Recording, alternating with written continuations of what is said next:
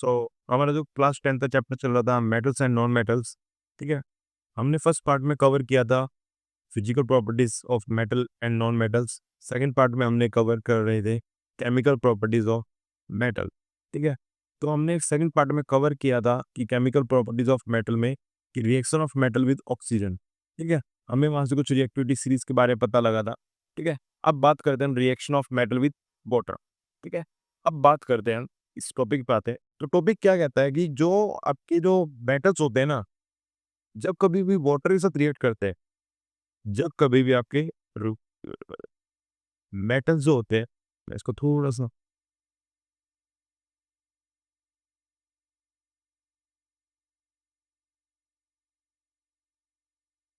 जब कभी भी आपके जो मेटल्स होते हैं वाटर के साथ रिएक्ट कराएंगे, किसके साथ रिएक्ट कराएंगे?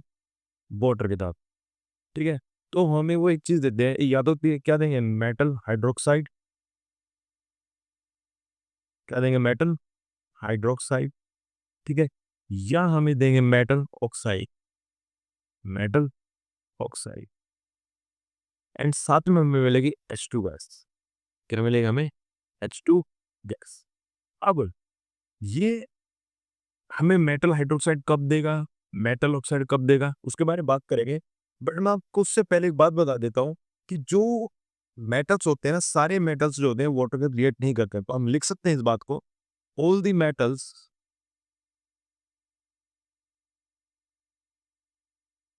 डू नॉट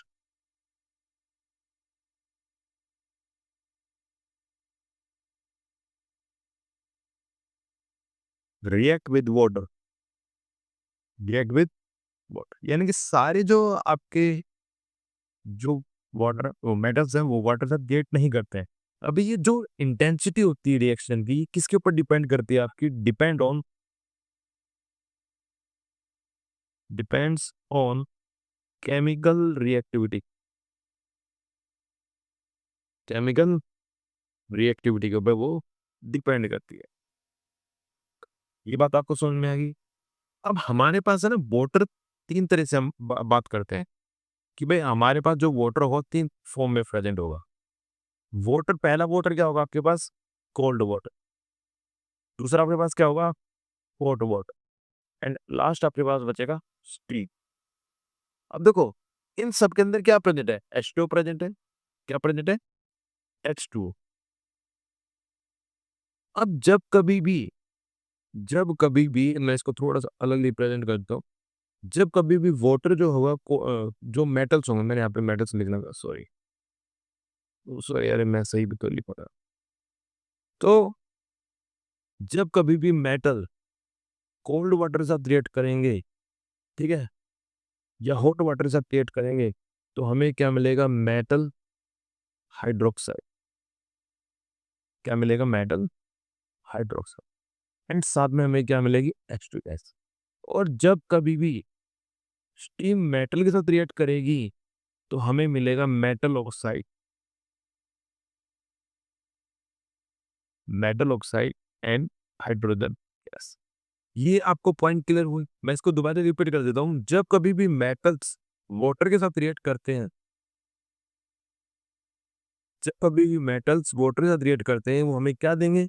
मेटल हाइड्रोक्साइड देंगे या मेटल ऑक्साइड देंगे, और H2 गैस तो हमें मिलेगी ही मिलेगी। अब जो सारे मेटल्स होते हैं वो वाटर के साथ रिएक्ट नहीं करते हैं। ये किसके चीज के ऊपर डिपेंड करता है? वो डिपेंड करता है आपकी केमिकल रिएक्टिविटी के ऊपर, ठीक है? तो वाटर हमारे पास तीन टाइप से, ठंडा पानी, गर्म पानी एंड स्टीम। अब क्या होता है कि जो ठंडे पानी से जो मेटल रिएक्ट करेंगे या हॉट वाटर से जो रिएक्ट करेंगे, उसको हम बोलेंगे मेटल हाइड्रोक्साइड। क्या बोलेंगे? वो सॉरी, वो हमें क्या देगा? Metal hydroxide. और साथ में हमें क्या देगा? Hydrogen gas. और जब कभी भी स्टीम मेटल के साथ रिएक्ट करेगा, तो वो हमें देगी metal oxide and H2 gas. बात इतनी आपको समझ में आ गई है? ठीक है। अब हम बात करते हैं कि भाई कौन से मेटल्स रिएक्ट कर जाते हैं कोल्ड वाटर से एंड हॉट वाटर से। तो मैं आप एक चीज बना देता हूँ। मेटल, जैसे ये मेटल है। अब मेटल जब हम बात करते हैं कोल्ड की, जब मेटल के साथ जब कोल्ड वाटर आएगा, तो हमें कुछ मेटल्स होते हैं जो, जैसे कि सोडियम हो गया, पोटाशियम हो गया, कैल्शियम हो गया, यही कुछ मेटल्स हैं जो कोल्ड वाटर के साथ क्या कर जाते हैं? रिएक्ट कर जाते हैं, ठीक है? React with cold H2O। ठीक है, यही आपके क्या है, मेटल्स हैं जो कोल्ड वाटर के साथ क्या कर जाते हैं, रिएक्ट कर जाते हैं। इतनी बात समझ में आ गई।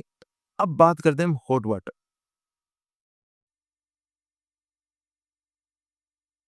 रिएक्ट विथ हॉट वाटर, यानी कि हॉट वाटर के साथ ओनली एक ही मेटल जो रिएक्ट करेगा उसको हम बोलेंगे मैग्नीशियम। क्या बोलेंगे? मैग्नीशियम। बात क्लियर है? और स्टीम के साथ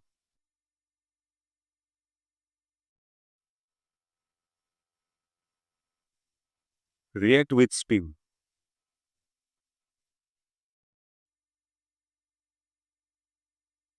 इसके अंदर भी क्या है, स्टीम मॉलिक्यूल्स प्रेजेंट हो गए। तो यहाँ पर आपका रिएक्ट करेगा aluminium, zinc, iron and magnesium. ठीक है, मैग्नीशियम यहाँ पर भी रिएक्ट करता है और मैग्नीशियम यहाँ पर भी रिएक्ट करता है। बात इतनी सी समझ में आ गई। अब कौन से हैं जो मेटल से रिएक्ट नहीं करते हैं? जो नहीं करते हैं हम बात करते हैं नो रिएक्शन विथ वाटर, यानी कि H2O। इवन स्टीम के साथ भी रिएक्ट नहीं करता वो।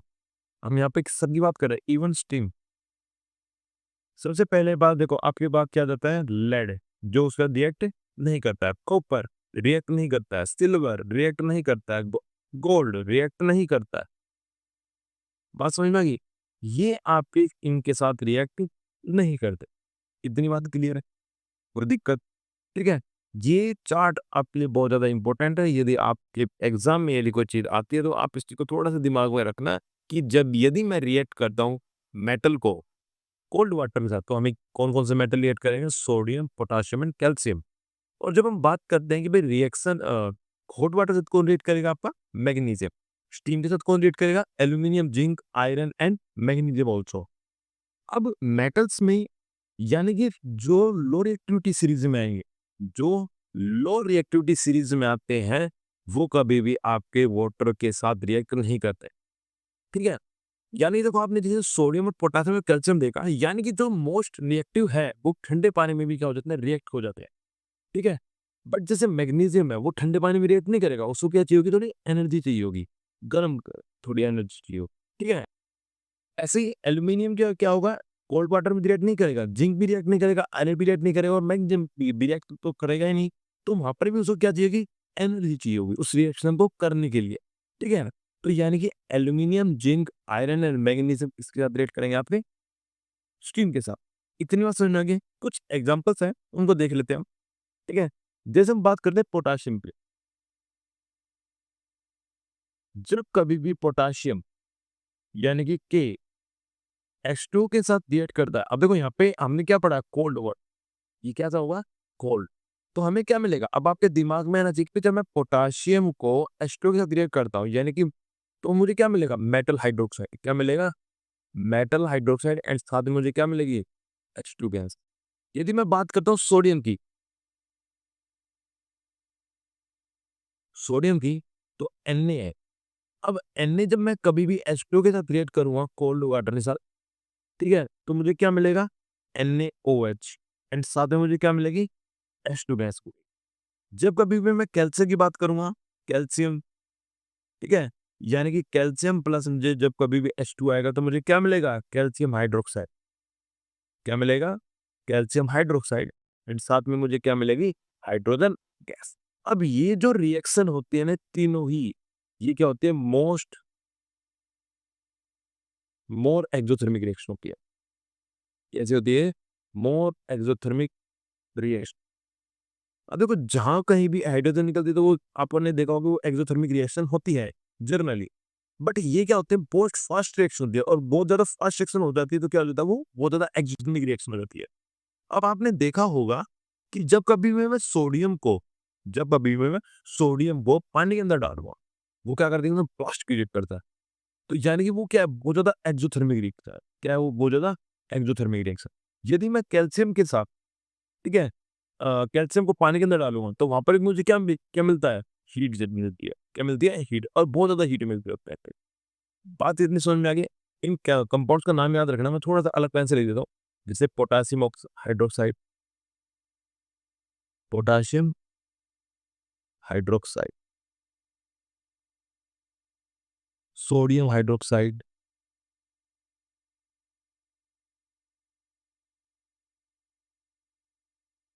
Calcium hydroxide.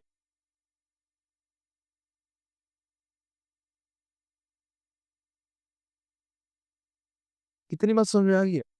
ठीक है। अब बात करते हैं हम कुछ कुछ ऐसे मेटल्स की जो क्या करते हैं, कोट वाटर में रिएक्ट करते हैं।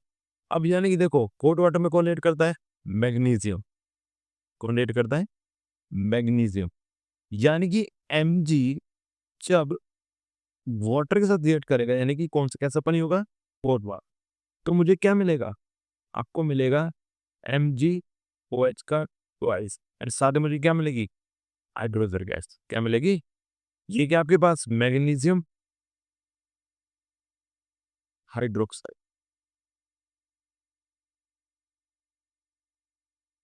ठीक है। और यदि मैं यहाँ पर बात करता हूँ कि यदि मैं मैग्नीशियम को स्टीम के साथ रिएक्ट कर दूं, किसके साथ रिएक्ट कर दूं? स्टीम के साथ। H2O यहाँ पे हमारे पास कैसे है? स्टीम के तौर पे। अब यहाँ पर मुझे क्या मिलेगा? अब आपके दिमाग में आएगा कि जब कभी भी मैं मेटल को स्टीम के साथ रिएक्ट करता हूँ तो मुझे क्या मिलेगा? मेटल ऑक्साइड, यानी कि मैग्नीशियम ऑक्साइड मिलेगा। क्या मिलेगा? Magnesium oxide. बात क्लियर? क्लियर? ठीक है। तो ये आपके दिमाग में होना चाहिए। क्लियर है? अब हम बात करते हैं किसकी? ये तो है, ये कौन सा किस चीज के बारे में बात थी? ये बात थी आपकी हॉट वाटर इस बात। किसके बारे में थी? Hot water. जो आपने पहले पढ़ा वो किसके बारे में थी? Cold water. अब बात करते हैं हम किसकी? अब बात करते हैं हम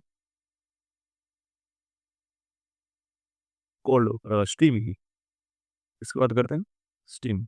अब देखो, स्टीम हमारे पास क्या था? एल्यूमिनियम। जैसे एल्यूमिनियम है, एल्यूमिनियम किसके साथ रिएक्ट करेगा? स्टीम के साथ।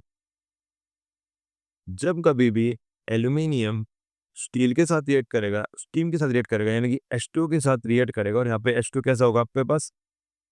स्टीम है। H2 कैसे है आपका? स्टीम के तौर पे। तो आपको क्या मिलेगा? एल्यूमिनियम ऑक्साइड, यानी कि metal oxide.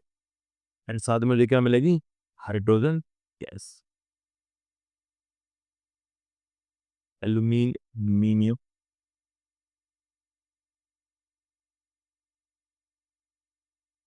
Oxide and hydrogen gas.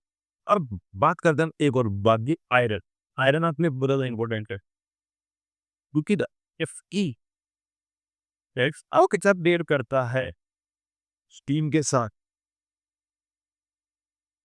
जब कभी भी नॉर्मल पानी उसको जब कभी भी आयरन को स्टीम मिलती है, यानी कि वहां पर उसको एक्स्ट्रा टेम्परेचर मिलता है। ठीक है। तो उस वहां पर क्या मिलेगा आपका? Fe3O4, यानी कि आयरन 2 3 ऑक्साइड। ठीक है। एंड साथ में मुझे क्या मिलेगी? H2S। इतनी सी बात आपको समझ में आ गई? ठीक है। ये थोड़ी बहुत डिस्टर्बेंस आपको थोड़ा तो लगा, थोड़ी सॉरी, नेक्स्ट टाइम से आपके इसके अंदर ये चीजें नहीं होंगी। ठीक है, वीडियो के अंदर। बट ये आपको, ये जो बात मैंने बोली है कि भाई रिएक्शन ऑफ मेटल्स में आपको इससे ज्यादा कुछ बात याद रख, reaction of metal with water के, विद वाटर में इससे ज्यादा बात याद रखने की जरूरत नहीं है। मैं फिर भी यहाँ पर एक बात लिख देता हूँ कि जब कभी भी हम, ये क्या हुआ है, जब कभी भी हम मेटल को स्टीम के साथ रिएक्ट करते हैं तो मुझे क्या मिलता है? Metal oxide. क्या मिलता है? Metal oxide. एंड साथ में मुझे क्या मिलता है? Hydrogen gas. क्या मिलता है भाई? Hydrogen gas. इतनी सी बात आपको समझ में आ गई है तो यानी कि आपका एक और टॉपिक क्या हो जाता है यहाँ पर? कवर हो जाता है। ठीक है। सो कैसी लगी वीडियो? कमेंट में जरूर बताना। ठीक है। आपके जो डाउट्स है वो क्लियर हुए हैं वो भी जरूर बताना। ठीक है। कहाँ पर आपको उस पढ़ाने के तरीके में थोड़ी सी कमी लगती है, कुछ बेटर लगता है, कुछ भी लगता है, प्लीज उसको जरूर बताना। Thank you so much.